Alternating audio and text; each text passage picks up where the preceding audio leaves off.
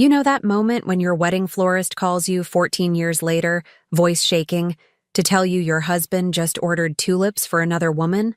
Yeah, neither did I. Until last Tuesday at 2:47 p.m., when my entire marriage collapsed between lesson plans and a parent-teacher conference. My name is Lila Desmond, 41 years old, AP literature teacher at Lincoln High in Portland, Oregon. And the cruel irony of my existence is that I spend 8 hours a day teaching teenagers about tragic heroes with fatal flaws. Othello's jealousy, Hamlet's indecision, Macbeth's ambition, but somehow missed the biggest character flaw literally sleeping next to me for 14 years. My husband Archer, 43, successful cosmetic dentist with a practice in the Pearl District, always seemed like the safest bet. Steady, boring even. The kind of guy who irons his khakis on Sunday nights and color codes his dental tools. Turns out boring guys have the most predictable plot twists. April 15th, a Tuesday. The kind of gray, drizzly Portland afternoon that makes you want to grade papers in your pajamas and pretend the outside world doesn't exist. I was sitting in my classroom during lunch period, red pen poised over yet another essay comparing Romeo and Juliet to modern toxic relationships. Oh, the irony. When my phone buzzed. Marin Holloway, the woman who'd crafted my bridal bouquet back in 2010, who still sends me holiday cards every December, whose daughter Ivy had been in my sophomore English class 3 years ago. Lila, her voice cracked. I'm so sorry to call you like this, but I don't know how to say this. My first thought was cancer. My second was her daughter. My third was literally anything except what came out of her mouth next. Archer was just in my shop.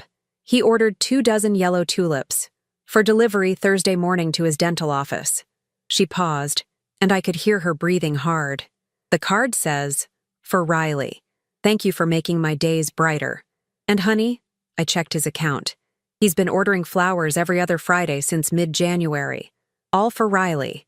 If the world didn't stop, that's what they tell you in books, right? Time stands still. Everything goes silent. Slow motion, all that dramatic nonsense. But no, time kept going. The clock on my wall still ticked. Rain still pelted the windows. And somewhere in my chest, something that felt suspiciously like laughter started bubbling up. Yellow tulips. The exact flowers he'd given me on our first date in March 2006. We'd met at Powell's Books, because of course we did, this is Portland, both reaching for the same copy of Middlesex by Jeffrey Eugenides. He'd smiled that perfect dentist smile and said, "Great taste in literature."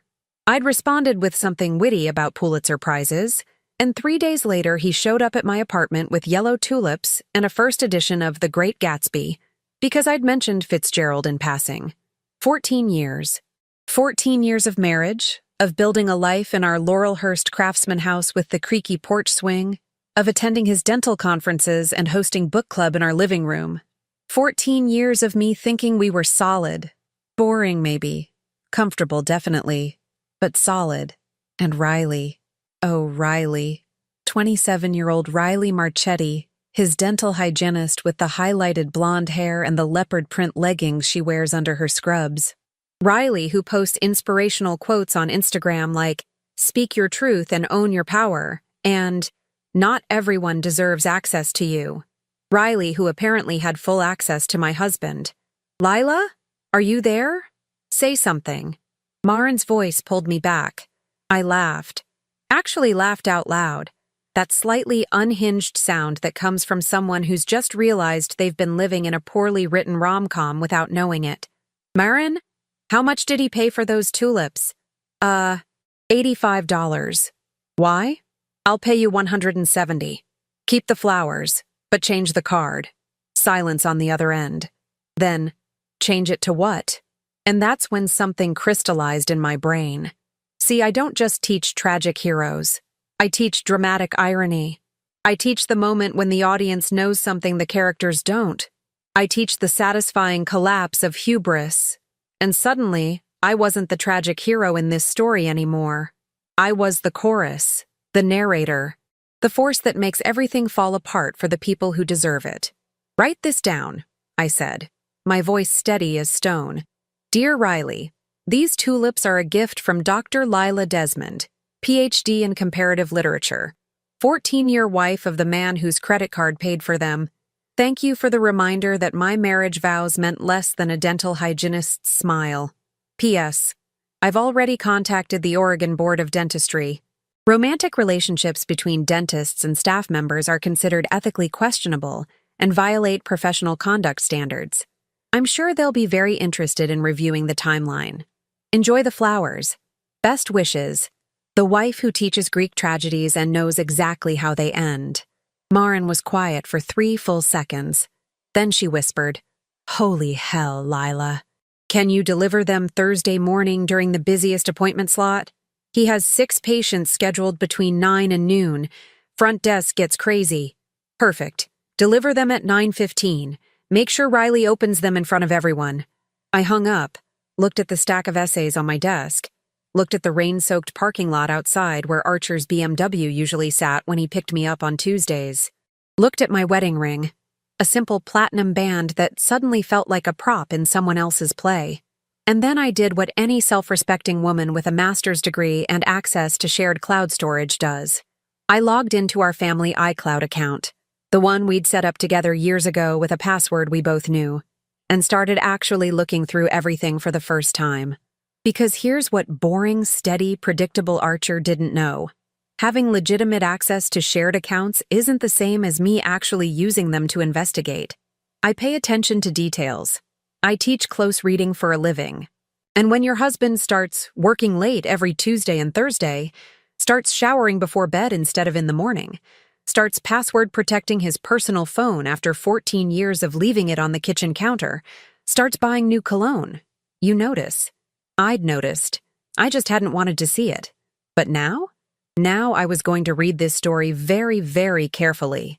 The beauty of shared cloud storage is that men never think you're actually paying attention. Archer had set up our family iCloud account back in 2012 when he upgraded to his first iPhone. And in typical Archer fashion, he'd used a password we both agreed on.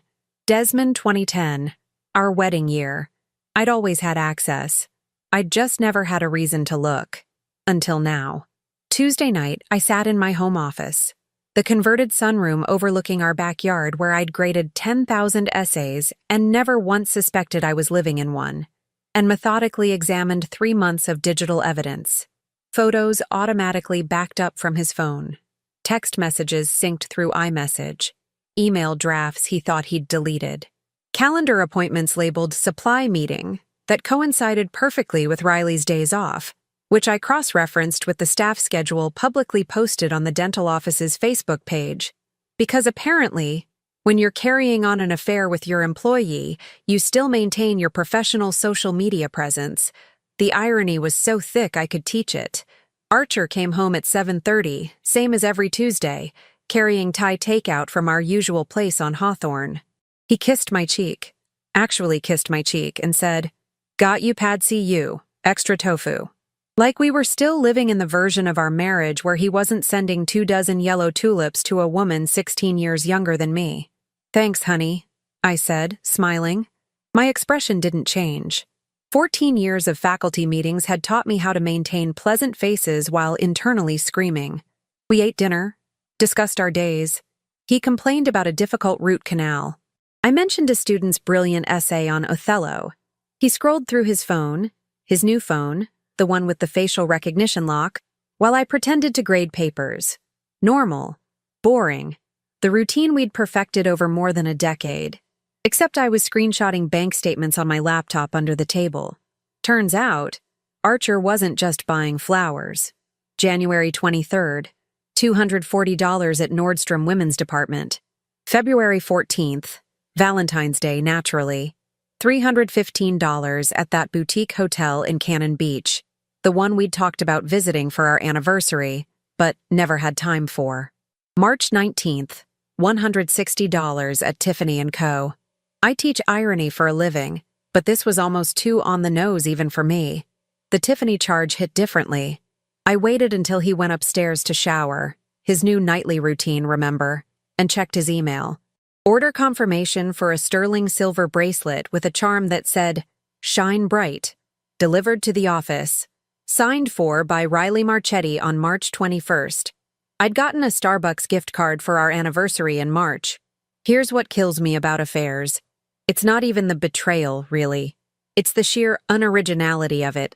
The dental hygienist, the younger woman in tight clothes who laughs at his boring dentist jokes, the sneaking around with hotel rooms and jewelry and flowers. If you're going to blow up 14 years of marriage, at least be creative about it. Have an affair with someone interesting, a mysterious artist, a brilliant surgeon, someone who doesn't post Instagram selfies with captions like, "Living my best life" and "Good vibes only." But no. Riley Marchetti, whose LinkedIn profile listed her skills as patient care, teeth whitening, and social media marketing. Riley, who'd tagged the dental office in a post 3 weeks ago showing off a new bracelet with the caption, "Grateful for the little things," with a close-up that clearly showed the Tiffany blue box in the background. The evidence wasn't just smoking, it was performing a full musical number. Wednesday morning, I woke up at 6. Archer was still asleep, snoring lightly in our king-sized bed with the expensive memory foam mattress we'd bought on sale at Costco 3 years ago. I made coffee. Got dressed in my favorite blazer, the charcoal gray one that makes me look like I could run a Fortune 500 company. Did my makeup carefully. If I was going to detonate my marriage, I was going to look good doing it. At 8:45, I texted Marin, "Are we still on schedule for tomorrow? Delivery van is loaded for Thursday morning. I'm driving it myself. This is better than Netflix." At 9, I was sitting in my classroom, but I wasn't teaching. I'd assigned my first period students a silent reading period, The Crucible, appropriately enough, and I was preparing for tomorrow's main event. Thursday morning came. 9:17. Marin texted a photo. The tulips, gorgeous and yellow and absurdly cheerful, sitting on the reception desk at Desmond Dental Care. I could see the edge of the waiting room in the background, patients visible in their chairs. 9:19. Riley just came out front to get them. She's smiling. Opening the card now. 9:20. Oh my God, Lila. Her face just collapsed. She's showing Archer. He's white. Like vampire white. 9:21. Riley's crying. Archer's trying to do damage control. Mrs. Patterson just grabbed her purse and walked out. She was his 9:30 Crown Prep. 9:23. 3 more patients just left. The receptionist is rescheduling the remaining appointments. Archer just pulled Riley into his private office and slammed the door. I can hear yelling from the parking lot. 9:26. My phone rang. Archer. I let it go to voicemail. 9:27. He called again. Voicemail. 9:30. Text message. Lila, we need to talk. This isn't what it looks like. I responded, Really? Because it looks like you've been sleeping with your hygienist since January, buying her jewelry with our joint account, and taking her to romantic hotels while telling me you were at continuing education conferences. What exactly am I misunderstanding? 9:32. How did you know about the flowers? Marin is Ivy Holloway's mother. Ivy was my student. Portland's a small town, Archer. Especially when you're stupid enough to order flowers for your mistress from your wife's wedding florist. 9:34. Can we please talk about this at home tonight? No. Talk to your lawyer. I'll be talking to mine. I called Quentin Marshall at 9:35. Quentin, 52, Harvard Law, shark in an expensive suit, father of twins, Beatrix and her brother Owen, who'd both been in my AP Lit class and who still sent me thank you cards every Teacher Appreciation Week. Beatrix went to Stanford, Owen to Berkeley. I'd helped them both with recommendation letters. He owed me. Lila Desmond, he answered, warm and professional. To what do I owe the pleasure? My husband's having an affair with his dental hygienist. I have nearly 4 months of documented evidence, including misuse of both our joint personal account and his business account at the practice, inappropriate workplace relationships, and enough digital receipts to wallpaper our house. I want a divorce. I want it as fast as Oregon law allows. And I want him to hurt. Silence. Then, can you be in my office at 4 o'clock? I'll be there at 3:30. By lunch period, the Portland dental community was buzzing. Marin had texted me updates like she was live tweeting a reality show. Riley had left the office in tears at 10:15. Archer had canceled his afternoon appointments. 2 more patients had called to switch to different practices. And someone, probably the receptionist, bless her, had posted a vague comment in a local Facebook group. Anyone have recommendations for a new dentist? Mine just got too messy. The comment section was already speculation central. I taught my afternoon classes in a daze of adrenaline and vindication, discussed symbolism in the Scarlet Letter with my juniors, Hester Prynne's public shaming, the Scarlet A. I didn't mention that I'd just orchestrated a modern version in a dental office waiting room, but the universe's sense of humor wasn't lost on me. At 3:30, I walked into Quentin Marshall's office in downtown Portland with a flash drive containing every screenshot, every receipt, every piece of evidence I'd compiled. He plugged it into his computer, clicked through folders, and actually whistled. "Lila, this is airtight. Joint bank account misuse for an extramarital affair. Business account misuse. Workplace ethics violations. He's a licensed professional. The Oregon Board of Dentistry takes this seriously. And you're a high school teacher with 14 years of spotless marriage. Any judge will side with you. What can I get? Everything. The house, it's in both names, but you can argue financial misconduct. Half his practice value. Spousal support if you want it, though with your salary you might not need it. Oregon has a mandatory 90-day waiting period from filing to final decree. But we can push for preliminary terms quickly. How does the timeline work? We file immediately. He'll be served within 48 hours. If he's smart and signs without contestation, we can have preliminary terms approved within a few weeks and final decree 90 days after filing. If he fights, it drags out and costs him more." I smiled. First genuine smile since Tuesday. Let's ruin his week. Archer came home Thursday night at 11:45, long after I'd expected him. I was sitting in the living room with a glass of Pinot Noir, the expensive bottle we'd been saving for our anniversary, and a stack of printed bank statements spread across the coffee table like evidence at a crime scene. He looked terrible. His perfect dentist hair was disheveled, his Oxford shirt untucked, his eyes red-rimmed. For a second, I almost felt bad. Almost. Then I remembered the Tiffany bracelet and the feeling evaporated. "Lila." His voice cracked. "Please, let me explain." "Explain what? That you've been sleeping with Riley since January? That you spent $315 on a hotel room in Cannon Beach? The place I've been asking to visit for 3 years? That you bought her a charm bracelet that says "Shine Bright" while I got a $25 Starbucks card for our anniversary in March?" I took a sip of wine. "I'm a literature teacher, Archer. I can read subtext. What exactly needs explaining?" He sat down on the chair across from me, not on the couch. Smart man. It was a mistake. A stupid, terrible mistake. She was going through a breakup and we were working late. And it just happened. It just happened for nearly 4 months. You just happened into a hotel bed? You accidentally ordered flowers every other Friday since January? I laughed. That sharp sound I'd perfected over the past 48 hours. "You're a dentist, Archer. You went to OHSU for 4 years. You're supposed to be intelligent. So stop insulting both of us with the stupidest affair cliché in human history. I love you. I never stopped loving you. You love me so much you put a hygienist 16 years younger than me on a payment plan for jewelry." I gestured to the bank statements. January through April.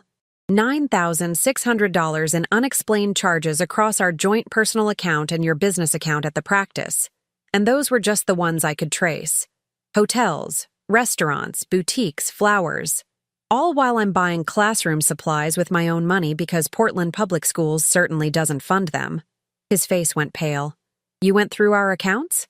"Our accounts, Archer. Joint accounts that I have every legal right to access. Which means you committed financial infidelity alongside the regular kind. Quentin Marshall is very interested in that detail." "You hired Quentin Marshall?" He looked genuinely shocked.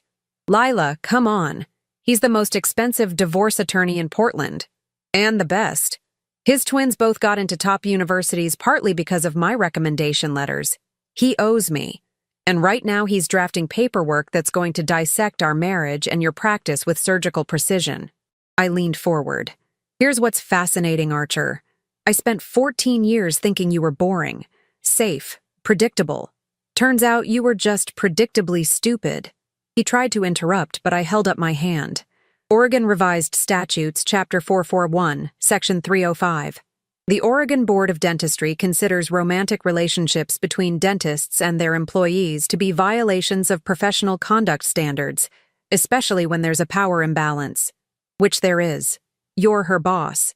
You control her schedule, her paychecks, her entire professional livelihood. I filed a formal complaint this afternoon. They're opening an investigation. The color drained completely from his face. You could destroy my career. No. You destroyed your career when you decided Riley's attention was worth more than 14 years of marriage and professional ethics. I finished my wine. I just documented it. Lila, please. We can fix this. Counseling. Whatever you want. Just don't do this. I don't want counseling. I want a divorce. I want the house. I want half the value of Desmond Dental Care. And I want you to sign the papers Quentin's sending over tomorrow without a fight. Because if you fight me, Archer, I will make sure every dental practice in Portland knows exactly why you're under investigation and why 6 patients left your office in one morning. He sat there, deflated. The man I'd married at 26, who'd seemed so stable and mature at 28. The man I'd built a life with, bought furniture with, hosted dinner parties with. The man who'd apparently been living an entirely separate existence for 4 months while I graded essays about tragic flaws and missed all the signs of his. Where's Riley now? I asked, genuinely curious. She left. Sent a text resignation tonight. Said she's moving back to Eugene to live with her parents. Smart girl. At least one of you has survival instincts. He left the living room without another word. I heard him climb the stairs to our bedroom. Heard the door close. I slept in the guest room that night. Door locked, phone fully charged next to me with Quentin's number on speed dial just in case. Friday morning, I went to school early. Stopped at Stumptown Coffee and bought a large cold brew, celebration fuel. My AP Lit students were discussing Medea that day. Perfect timing. We analyzed Medea's revenge against Jason, the methodical way she dismantled his life piece by piece. I didn't mention that I was living a modern version minus the child murder and mythological chaos. But Miss Desmond, said Paige Winters, sharp as ever, isn't Medea kind of extreme? Like Jason was awful, but she destroyed everything. Jason betrayed her after she sacrificed everything for him, her family, her homeland, her entire identity, and he did it for a younger woman from a powerful family. So Medea took back her power the only way available to her. I paused. The question isn't whether her revenge was extreme. It's whether Jason ever considered consequences before betraying her. The class went quiet. Someone coughed. Anyway, I continued brightly, your essays on tragic heroes are due Monday. Remember, a tragic flaw isn't just a mistake. It's a fundamental character weakness that leads to inevitable downfall. Choose your heroes carefully. At lunch, Marin texted, Update. Riley's Instagram is private now. Archer's Google reviews are... Yikes. 4 new 1-stars since yesterday, all mentioning unprofessional conduct and uncomfortable environment. I didn't respond. Didn't need to. The court of public opinion was already in session. Quentin called at 2:15 during my planning period. Papers are ready. I'm having them delivered to his office at 4. Oregon law requires 90 days minimum from filing to final decree. Basic terms. You keep the house, he keeps the dental practice but pays you 40% of its assessed value over 3 years. Spousal support for 2 years while you adjust financially. He covers all legal fees. If he contests, we go to full litigation and I bury him with the financial evidence and the ethics investigation. What are the chances he signs?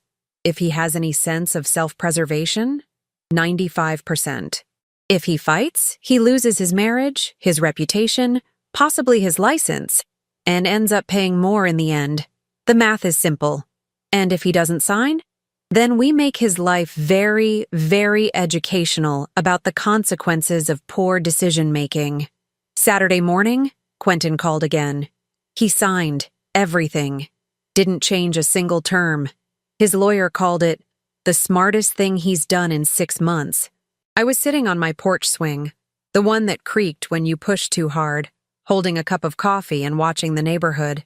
Spring in Portland, cherry blossoms everywhere, joggers passing by, Normal suburban Saturday. Except my marriage was officially ending and I'd just won everything. Filing goes through Monday. Oregon's 90-day waiting period means preliminary hearing will likely be mid-May, with final decree by mid-July. You'll be officially divorced before school starts in September. Quentin paused. Lila, I've been doing this for 23 years. I've never seen someone compile evidence this thoroughly or execute this cleanly. You missed your calling. I teach close reading and textual analysis for a living. This was just applied literary criticism. He laughed. Remind me never to cross you. I hung up and texted Marin. It's over. He signed everything. You legend. Wine tonight? Champagne. I'm celebrating. Sunday.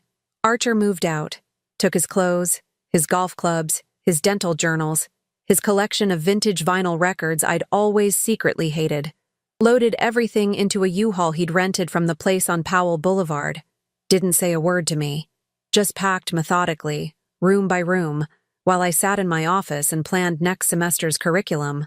When he left, the house felt bigger, quieter. Mine. I walked through the rooms slowly. Living room with the sectional we'd bought at IKEA and assembled badly. Kitchen with the espresso machine I'd wanted and he'd complained was too expensive. Bedroom with the closet now half empty. Garden with the raised beds I'd planted alone every spring while he claimed allergies. It had always been my house. I'd just been sharing it with someone who didn't appreciate it. Monday morning, back at Lincoln High. Paige Winters caught me before first period. Miss Desmond, are you okay? You seem different. Good different. I'm great, Paige. Just had a very educational weekend about tragic heroes and their inevitable downfalls. She looked confused. Is that going to be on the test?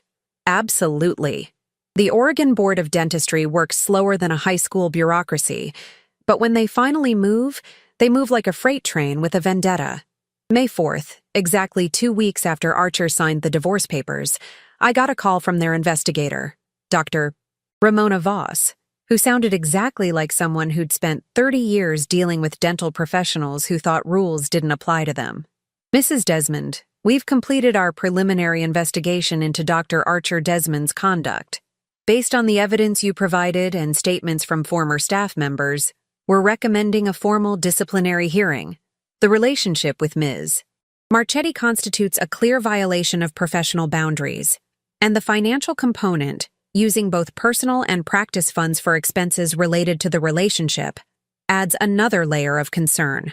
What does that mean for his license? Potentially suspension, mandatory ethics training, public reprimand, or in severe cases, revocation. The hearing is scheduled for June 7th. You may be called as a witness. I smiled at my empty classroom. School had just let out for the day, and I was sitting at my desk surrounded by end-of-year essays. I'd be happy to testify. I believe you would. She almost sounded amused. We'll be in touch. That night, Marin and I met at Departure, the rooftop restaurant downtown with views of the Willamette River and overpriced cocktails that suddenly felt very affordable now that I wasn't funding someone else's affair. She ordered a French 75. I got a Moscow Mule in a copper mug that cost $18 and was absolutely worth it. So the Board of Dentistry is actually going after him? Marin clinked her glass against mine. That's beautiful. That's poetry. It gets better. Quentin called yesterday. Archer's trying to refinance the practice to pay me the settlement value, but 3 banks have already turned him down. Apparently losing patients steadily over 6 weeks makes you a credit risk. Who knew? How many has he lost so far? Last count was around 15. Word travels fast in Portland dental circles, especially when you have multiple 1-star Google reviews mentioning unprofessional conduct and uncomfortable office environment. Marin nearly choked on her drink. The reviews are public? Very public. And the receptionist who was there that morning? She quit last week and posted on LinkedIn that she was seeking opportunities in a more ethically managed practice. I didn't name names, but everyone in Portland dental admin knows who she worked for. The comment section was fascinating. What's he going to do? Last I heard, he's working out of a shared office space in Gresham with 2 other dentists who couldn't afford their own practices. Split rent, split receptionist, definitely split dignity. I stirred my drink with the little copper straw. He's also driving a used Honda Civic because he had to sell the BMW to cover immediate expenses. Saw him at a red light on Burnside last week. He looked like he was attending his own funeral. That's what happens when you trade a PhD for a hygienist who posts inspirational quotes. The preliminary hearing on May 19th was exactly as satisfying as I'd hoped. Judge Patricia Rowan, 60-something with reading glasses on a chain and the demeanor of someone who'd seen every divorce excuse in existence, read through Quentin's documentation with the kind of focus I give to student plagiarism. Archer's lawyer, a nervous young guy named Todd who looked like he'd passed the bar approximately 20 minutes ago, tried to argue for reconciliation consideration. Judge Rowan looked at him over her glasses. Counselor, your client spent nearly $10,000 of marital funds on an extramarital relationship with an employee, is currently under investigation by his professional licensing board, and lost significant business as a direct result of his conduct. Mrs. Desmond has documentation of everything and has requested only what she's legally entitled to. What exactly am I reconsidering? Todd deflated like a balloon with a slow leak. Nothing, Your Honor. Excellent. Preliminary terms approved. Final hearing scheduled for July 18th, 90 days from initial filing, unless either party contests, which I don't recommend. She looked directly at Archer. Dr. Desmond, I suggest you spend the next 2 months reflecting on the cost of poor judgment. Walking out of the courthouse, Quentin put a hand on my shoulder. That was the fastest preliminary approval I've seen in 15 years.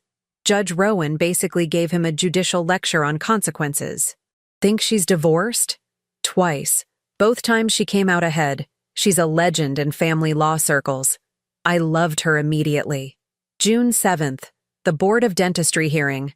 I wore my best professional outfit, navy suit, cream blouse, the pearl earrings my grandmother left me, and walked into the administrative building on SW Canyon Road, feeling like I was giving the most important testimony of my life. Dr. Voss asked me straightforward questions. How long had I been married? When did I discover the relationship? What financial impact did it have on our household? I answered calmly, precisely, with dates and dollar amounts, showed the bank statements, the credit card receipts, the timeline I'd built. Archer's lawyer tried to suggest I was vindictive. I smiled politely. Sir, I'm a high school teacher who discovered my husband was having an affair with his employee and financing it with our shared money and his business funds. I didn't create this situation. I documented it. There's a difference between vindictiveness and attention to detail. The board asked Archer if he disputed any of the evidence. He said no.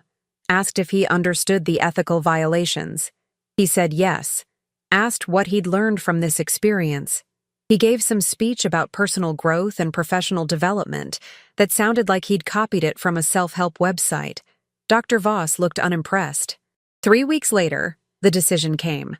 6-month license suspension starting August 1st, mandatory ethics training, 2 years of professional monitoring, and a public reprimand published on the Oregon Board of Dentistry website.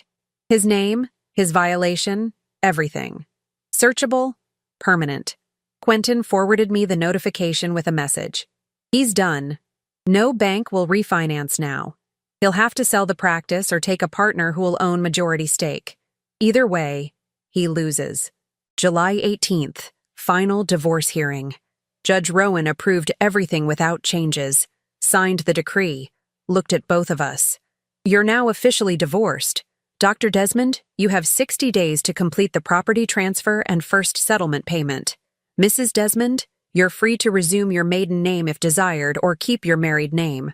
Best of luck to you both. Outside, Archer tried to talk to me. Lila, I'm sorry for everything. I know I destroyed us. You're not sorry you did it, Archer. You're sorry you got caught. There's a difference. I adjusted my purse on my shoulder. But thank you for the house, the settlement, and the very valuable lesson about reading people as carefully as I read books. What are you going to do now? I got promoted. Curriculum coordinator for the English department. $15,000 raise starting September. I'm spending the summer in Greece visiting places I've taught about for 20 years. Athens, Delphi, Epidaurus. Bought the ticket yesterday. Business class. I smiled. Oh, and I'm writing a book. A guide for women on how to document and exit bad marriages using literary analysis techniques. My agent thinks it could be big. His face went through several emotions. Shock, resignation, something that might have been pride if he still had any dignity left. You have an agent? Contacted 3, got 2 offers. Signed with the one who represented Cheryl Strayed. Turns out my story is commercially viable with strong feminist appeal. I checked my watch, the vintage Omega I'd bought myself last month as a divorce present. I have a celebration lunch with Marin. Enjoy Gresham. I walked away. Didn't look back. The courthouse steps were sun-warmed, and the Portland sky was that perfect clear blue you get maybe 10 days a year. I texted Marin. It's official. I'm free. She responded immediately. Champagne time. Meet me at departure in 20. At departure, the same rooftop where we'd celebrated the board investigation, Marin had already ordered a bottle of Veuve Clicquot. Expensive. Celebratory. Perfect. To Lila Desmond, she raised her glass, who turned betrayal into a masterclass in consequences. To Marin Holloway, I countered, the florist who started it all with one phone call. We drank. The city spread out below us, beautiful and complicated and full of possibility. Somewhere in Gresham, my ex-husband was probably eating sad takeout in a shared office space. Somewhere in Eugene, Riley was living with her parents and updating her resume. And I was here, 41 years old, divorced, promoted, soon to be published, with a house I loved and a summer in Greece waiting. What's the first place you're visiting? Marin asked. The Theater of Dionysus in Athens, where Greek tragedies were first performed. Seems appropriate. Because of what you taught? Because of what I lived. Every good tragedy needs a satisfying ending where the tragic hero faces consequences. I smiled. Archer's still waiting for his final act. But mine? Mine is just beginning. August 15th, Athens. I'm standing in the Theater of Dionysus at 7 in the morning before the tour groups arrive, looking at stone seats where audiences watched Euripides and Sophocles perform tragedies 2,500 years ago. The irony isn't lost on me that I flew 5,000 miles to visit the birthplace of dramatic literature right after living through my own personal Greek tragedy, complete with betrayal, hubris, and a very satisfying downfall. Except in my version, the wife doesn't die. She gets the house. Greece has been exactly what I needed.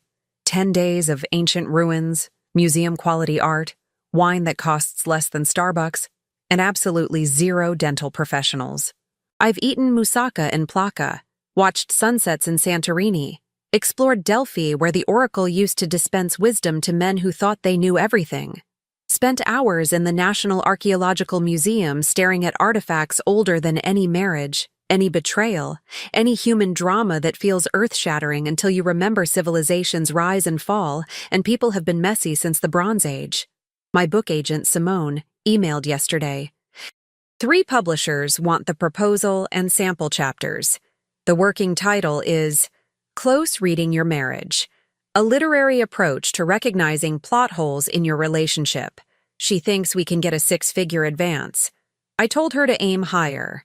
After all, I documented a complete affair using only shared cloud storage and basic critical thinking skills.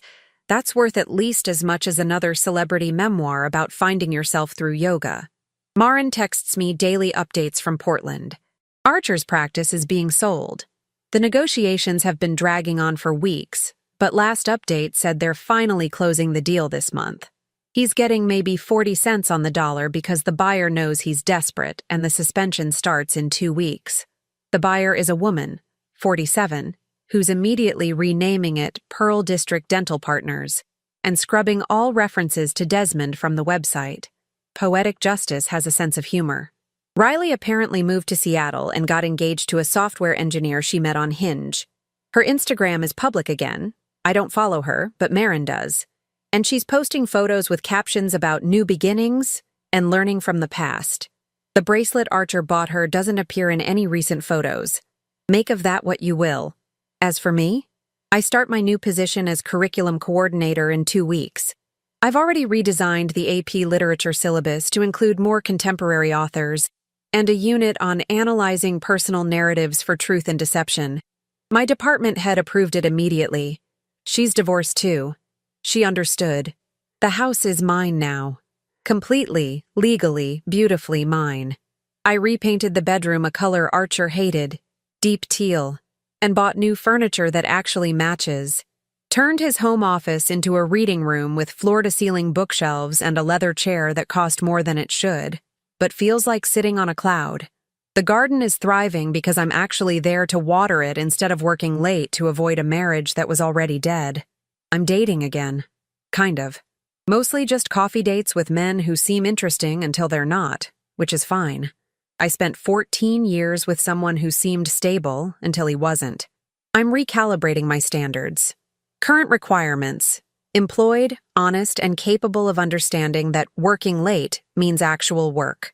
The bar is underground, and yet you'd be surprised how many fail to clear it. What's strange is how not strange everything feels now.